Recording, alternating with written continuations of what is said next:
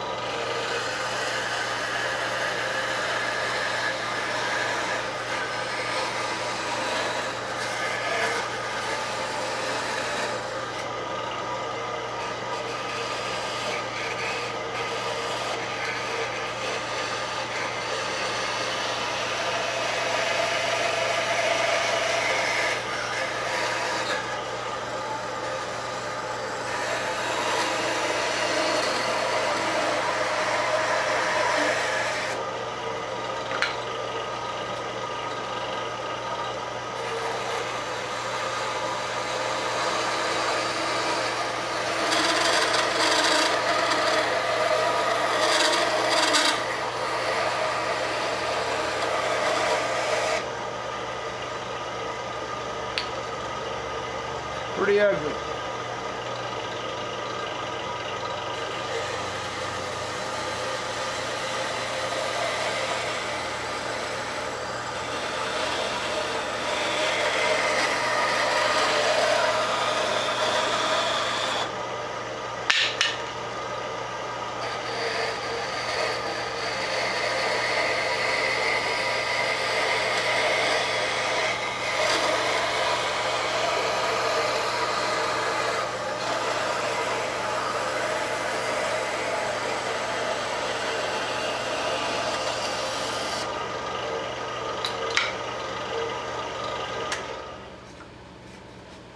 Alright, I can round them up on the sander, so I'll get some more wood cut off and I'll be back in a little bit. Alright.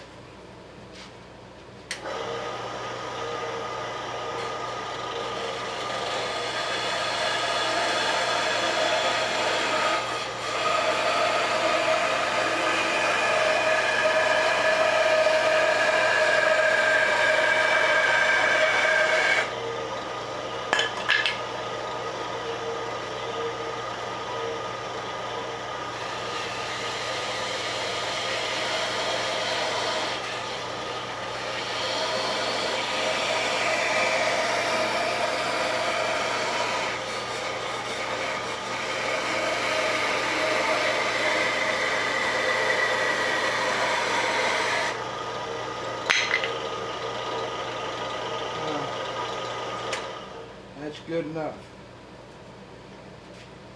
I'll get the down piece in a little bit. I'll have to cut it off, but now I got to drill some holes and clean things up on the belt sander, and I'll come back.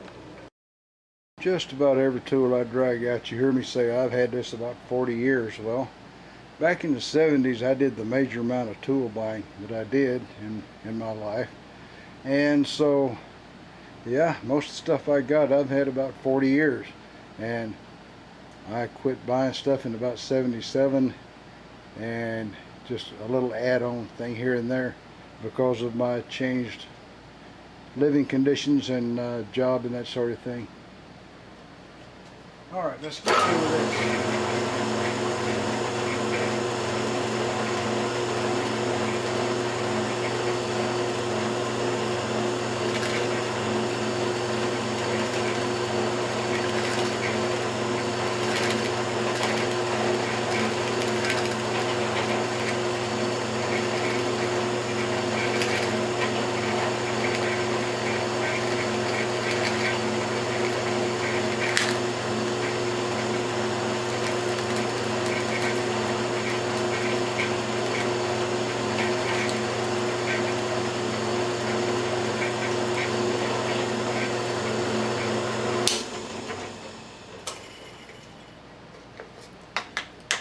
One hole, and that's truly between them. So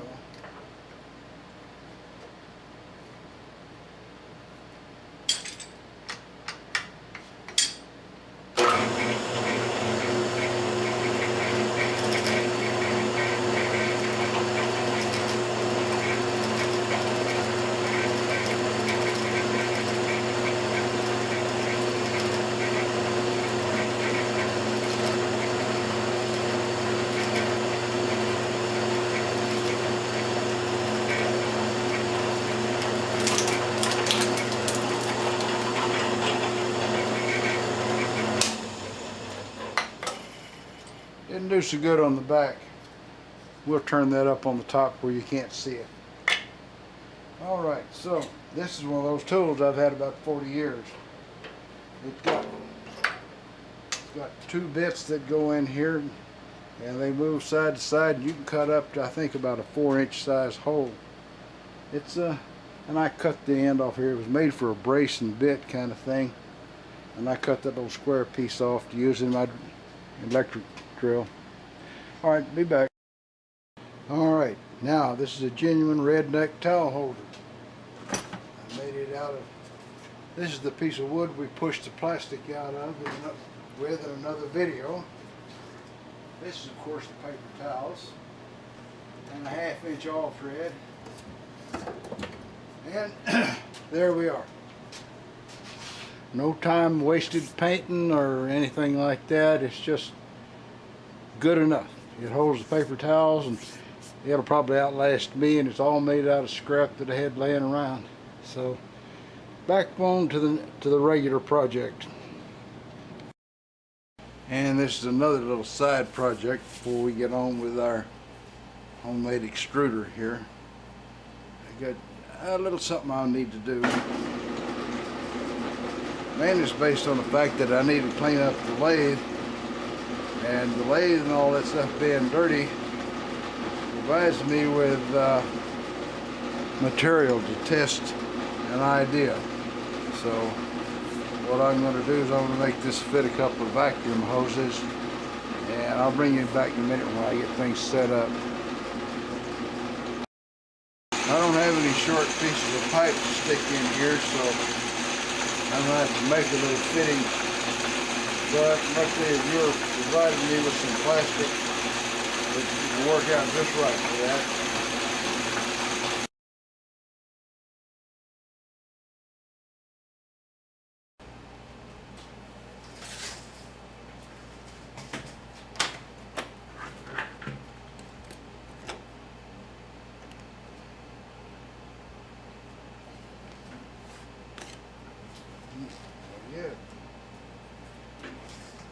Probably ought to measure that stupid thing again, because it's not really where it ought to be anyway. I'll be back. Okay, so this end fits. I'm going to turn it around and do the other end. Probably should have done it in 3-jaw chuck, but I just have to put the 4-jaw back in here on here again, and so thought I'd go ahead and use it. It gives me a lot of practice anyway.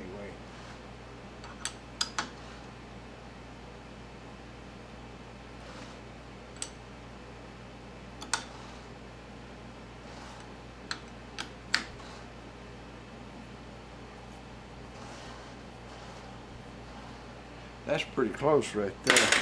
Alright, I'll bring you back in a minute. Believe it or not, I had that within 7 thousandths of centered by eyeball. Not bad. Alright, Bucky.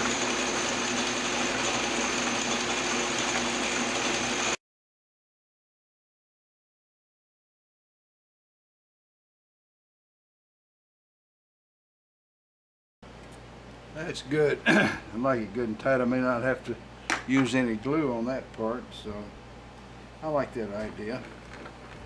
Alright, now all we have to do is drill it out to a nice size hole. I'll be back.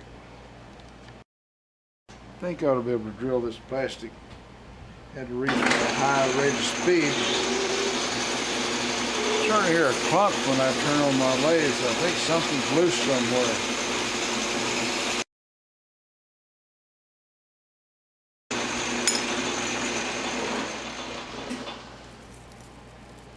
Alright, now I need a bigger bit, make a bigger hole. So, I'll be back. Alright, so I'm making a fitting for the hose. And this ought to be just about the last pass on it.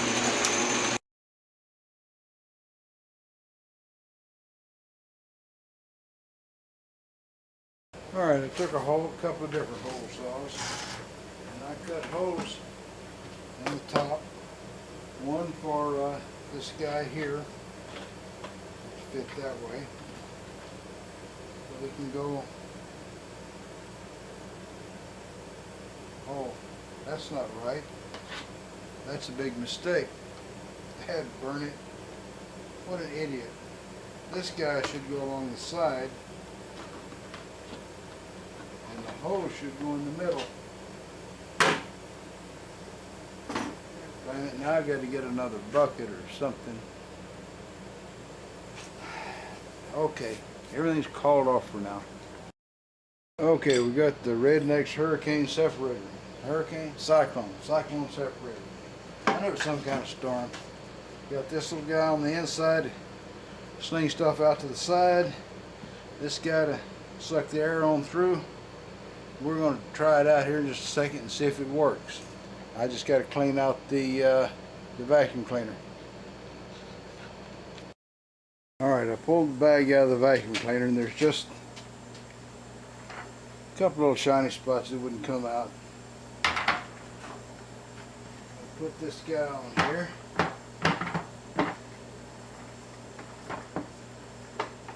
No bag in it to catch anything, so we'll know if the separator works or not.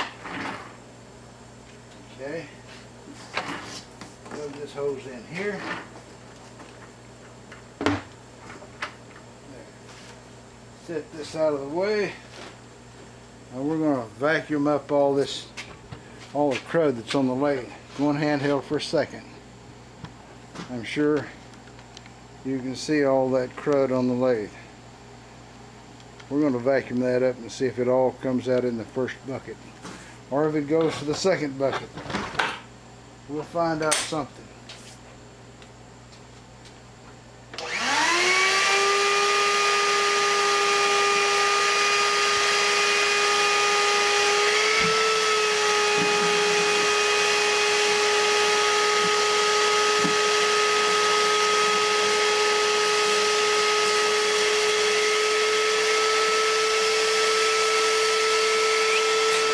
Some of the big pieces won't go.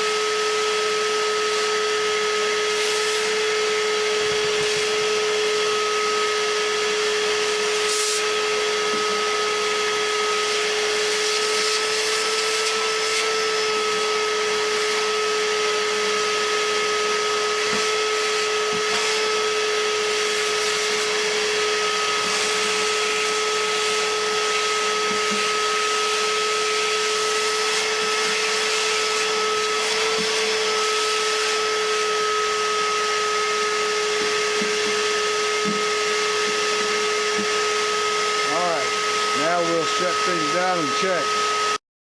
Okay, the main drawback, that's one heck of a tight lid.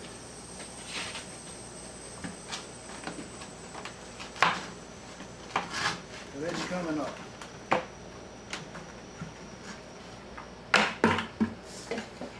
Alright, look at that. What you reckon that is? That's the crud that was on my lathe.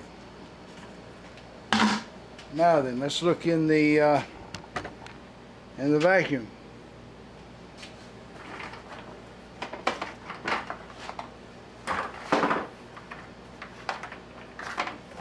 There's a few little shiny spots in there. I don't know if you can see them. Possibly so. So I guess if I put the bag in there, these few little crumbs that get through will take a really long time to fill that sucker up. So I think probably $5 investment in a plastic bucket. I think that's about what it costs, $5, will save me tons in filters. And there you got it, the redneck Cyclone separator. And of course the proper end of the project is put some wheels on that little booger, and so that's what we'll do now. Got a washer here. And we'll just, that washer didn't work, get another one. Alright.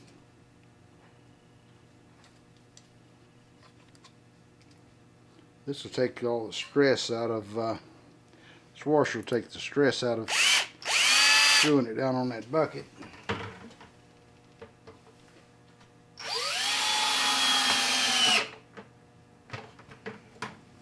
There's one. See if I can get this one into there. They're kind of pliable little washers, but here's another one.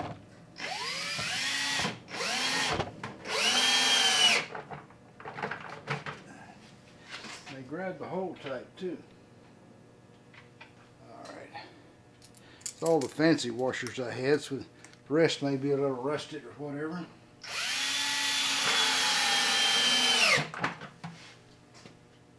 And one more for the road. If it'll fit. The washer's too big. I've got to get another washer. Last screw with a washer.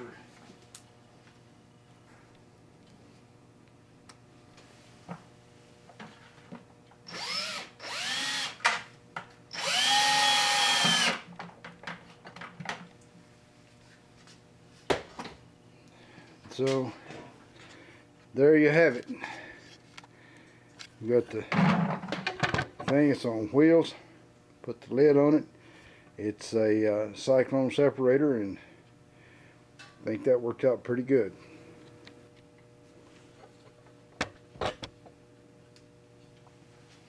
Just the end of this video, so I appreciate you all watching. It'd be real nice if you'd click subscribe. And if you click subscribe, a little gear will be right on the end of the subscribe button. Click that and select the little box that says to notify you when there's new videos, and then you don't have to check back anymore. It'll tell you every time a new video gets uploaded. So thanks for watching, and remember, subscribe.